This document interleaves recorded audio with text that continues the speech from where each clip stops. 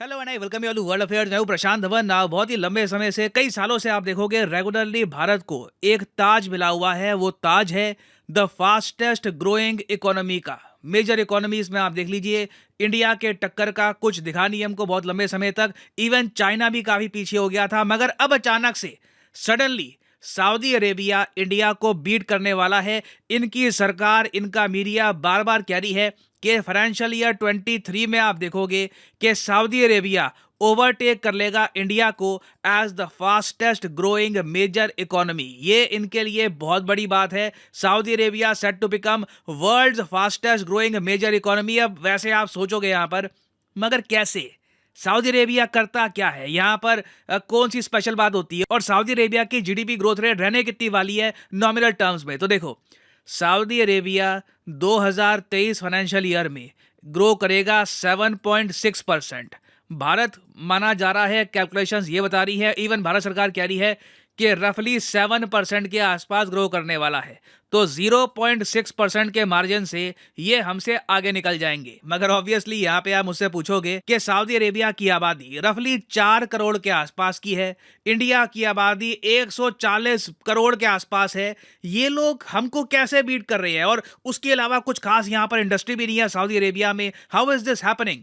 Well, सब कुछ आपको समझाता हूं। ये भी बताऊंगा कि हम किस तरीके से सऊदी अरेबिया को ओवरटेक कर सकते हैं, क्या क्या करने की आवश्यकता है हमको। बहुत कुछ यहां पे आपको जानने को मिलेगा। मगर सबसे पहले तो यह जान लो कि सऊदी अरेबिया इंडिया को बीट भी कैसे करेगा जीडीपी ग्रोथ रेट के मामले में। देखिए, रशिया ने जो यूक्रेन पे आक्रमण किया है, इससे आप देख लो दुनिया में ज्यादातर कंट्रीज का नुकसान हुआ है। यूरोप का नुकसान हो गया, इंडिया का नुकसान हो गया। हमारा नुकसान कैसे हुआ है? सारा बजट, सब गणित रशिया ने बिल्कुल खराब कर दिया। तेल के दाम बिल्कुल आसमान को छूने लगे। और इन दी एंड इसका फायदा किसने उठाया? सऊदी अरेबिया ने उठाया। क्योंकि इंटरेस्टिंग बात देखिए, यहां पर हो क्या रहा था। रशिया की जो यूक्रेन वॉर है उसकी वजह से तेल के दाम तो बढ़े, मगर यूरोप समेत जापान, कई और जो मेजर कंट्रीज हैं, उन्होंने रशिया से ऑयल परचेज करना भी साथ साथ में बंद कर दिया। और इन लोगों ने मिडिल ईस्टर्न कंट्रीज जो है सऊदी अरेबिया, यूएई, इनसे ऑयल परचेज करना स्टार्ट कर दिया अपनी नीड्स को पूरा करने के लिए।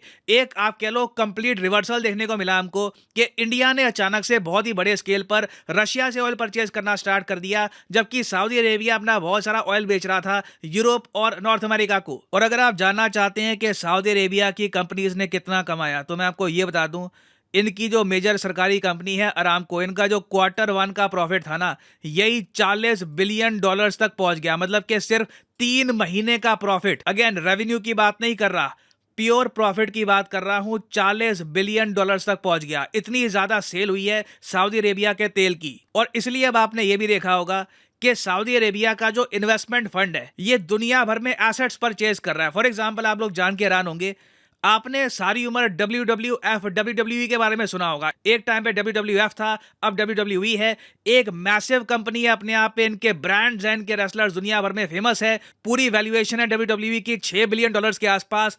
अब सऊदी अरेबिया के पब्लिक इन्वेस्टमेंट फंड के पास इतना पैसा इकट्ठा हो चुका है कि ये पूरे WWE को परचेज करने की बात कर रहे हैं। जी हाँ, ये बात चल रही है। उसके अलावा सऊदी अरेबिया की जो ऑलरेडी इन्वेस्टमेंट थी डिज्नी में, जी हाँ डिज्नी में, और उसके अलावा फेसबुक में, ये भी लगातार इंक्रीज कर रहे हैं। अमेरिका में लगातार ये लोग एसेट्स परचेज कर रहे हैं। बट यहाँ पे आप एक बहुत ही बेसिक क्वेश्चन पूछोगे। अच्छी बात है इनके लिए, ये ठीक है, ये सब कर रहे हैं, इनकी तरक्की हो रही है, मगर WWE परचेज करने से जीडीपी ग्रोथ रेट तो नहीं बढ़ती ना? तो मैं कहूंगा कि हाँ बिल्कुल, जीडीपी ग्रोथ रेट को बढ़ाने के लिए ना ये लोग आज के समय अपने नॉन ऑयल सेक्टर को आगे बढ़ा रहे हैं। नॉन ऑयल सेक्टर में प्राइमरली इनका मेन सेक्टर है रियल एस्टेट। आपको याद होगा, मैंने सऊदी अरेबिया के जो मेजर प्रोजेक्ट्स हैं, जैसे कि लाइन, जो नियोम सिटी में ये लोग लाइन बना रहे हैं, इस पर वीडियो बनाई थी। आपको ये भी बताया था कि जो ये लाइन सिटी है, ये सऊदी अरेबिया के लिए एक गेम चेंजर हो सकती है। तो अभी के लिए क्या है कि सऊदी अरेबिया ने लाइन की कंस्ट्रक्शन कर दी है स्टार्ट। इन्होंने ऑनलाइन ड्रोन्स के जरिए बहुत सी वीडियोस रिलीज करी है, जहां पर बहुत सारे ट्रक्स, कंस्ट्रक्शन वर्कर्स लगातार काम कर रहे हैं सऊदी अरेबिया के बिल्कुल बंजर डेजर्ट में, ये मैसिव फ्यूचरिस्टिक सिटी बनाने में। और देखो, जीडीपी ग्रोथ रेट को आपको अगर अचानक से उठाना हो ना, सबसे आसान तरीका होता है कंस्ट्रक्शन। सड़कें बनानी स्टार्ट कर दो, बिल्डिंग्स बनानी स्टार्ट कर दो, ऑल टुगेदर नए शहर बनाने स्टार्ट कर दो।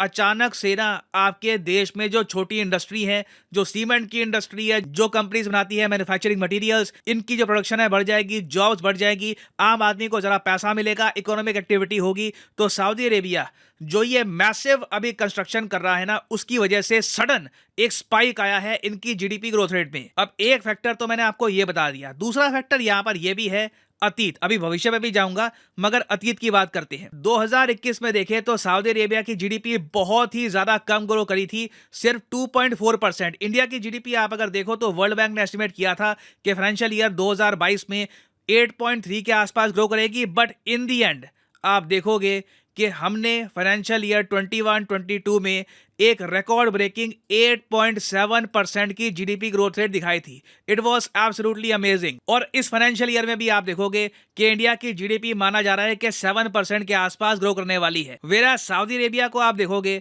तो 2021 में इनकी जो जीडीपी ग्रोथ रेट थी ये 3% के आसपास थी, फिर ये ग्रो करे हैं 2% के आसपास। तो इनकी जीडीपी ग्रोथ रेट ना बहुत बहुत ज़्यादा कम थी। ये अचानक से जो स्पाइक आया है ना, इसमें ऑयल और जो कंस्ट्रक्शन हो रही है इनके नए शहरों की, दोनों का बहुत ही बड़ा रोल है। और इसी वजह से पॉसिबिलिटी बहुत हाई है कि इस फाइनेंशियल ईयर में आप देखोगे कि इंडिया फास्टेस्ट ग्रोइंग इकोनॉमी का जो टैग है ये सऊदी अरेबिया के हाथों खो देगा। अब यहाँ पे आप कहोगे मगर इसमें चाइना कहाँ रह गया, चाइना बहुत पीछे है, चाइना की कोई बात नहीं कर रहा अभी।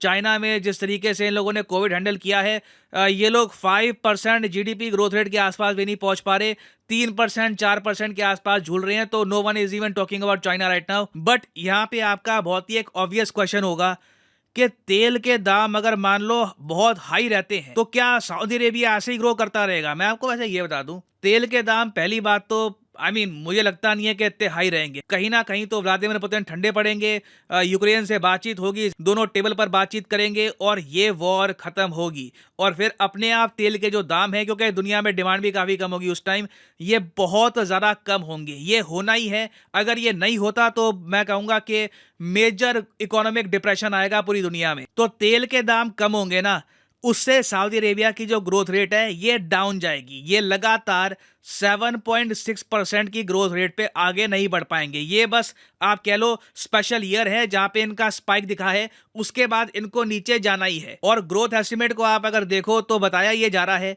कि जो ये 7.6% का जो स्पाइक है ना, इसके बाद आप देखोगे अगले फाइनेंशियल ईयर में सऊदी अरेबिया 3.6% के आसपास ग्रो करेगा, फिर लगातार ये 2% के आसपास ग्रो करते रहेंगे।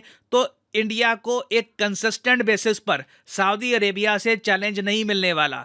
जैसे ही तेल के दाम कम जाएंगे, इनकी सरकार के पास अचानक से एक आप कह लो फंड्स की कमी आएगी, तो उस टाइम ये लोग इतने लैविशली पैसा नहीं खर्च पाएंगे अपनी सिटीज को बिल्ड करने में। उसके अलावा देखो एक फैक्टर ये भी है कि जो शहर ये अभी बना रहे हैं इसकी डिमांड भी आती है, क्योंकि अभी तो ये देखो ये शहर बनाकर बैठ जाएंगे। कई शहर ऐसे भी हो चुके हैं इन द पास, कई प्रोजेक्ट्स रहे हैं जो बने हैं मगर कोई वहां पर इन्वेस्ट करने के लिए आया नहीं बाद में।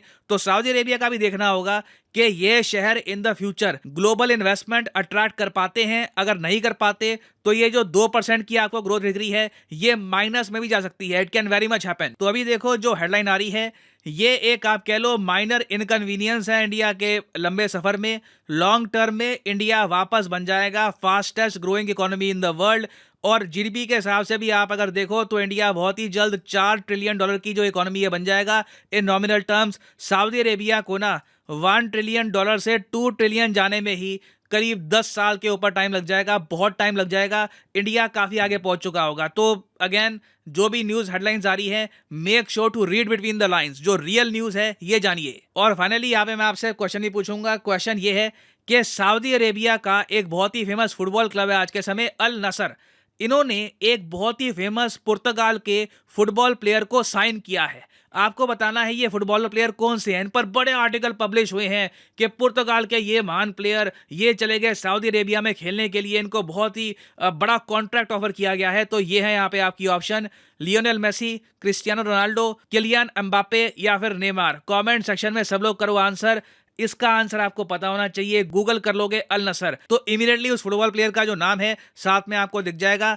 तो कमेंट सेक्शन में सब लोग आप करिए आंसर। सही आंसर मैं दूंगा नहीं, जो लोग सही आंसर करेंगे उनकी कमेंट को मैं हार्ट दे दूंगा ताकि बाकी लोग समझ पाए कि सही आंसर क्या है। और फाइनली यहाँ पर मैं ये भी ऐड कर दूं कि आप किसी भी एग्जाम की तैयारी कर रहे हैं, चाहे SSC, UPSC, bank, IIT, NEET, आप परचेज कर सकते हैं अनअकैडमी के क्वालिटी कोर्सेज। सिंपली इस वीडियो के कमेंट सेक्शन में जाओ और यहाँ पे आपको मिलेंगे ये link. For example let's say आप प्रिपेयर कर रहे हैं बैंक एग्जाम के लिए, तो बैंक एग्जाम के लिंक पे यहाँ पे आपको करना है क्लिक और यहाँ पे आपके सामने खुल जाएगा ये पेज। आप परचेज कर सकते हैं प्लस कोर्स यहाँ पर, और जो भी प्राइस यहाँ पर लिखा है ना, ये पे करने की आवश्यकता नहीं है। सिंपली यहाँ पर कोड डालो PD10 और प्राइसेस अपने आप गिरना स्टार्ट हो जाएंगे। You can save a lot of money by using the code PD10। So इसी नोट के साथ ये है वीडियो कांत। Thank you for listening and as always God bless you all.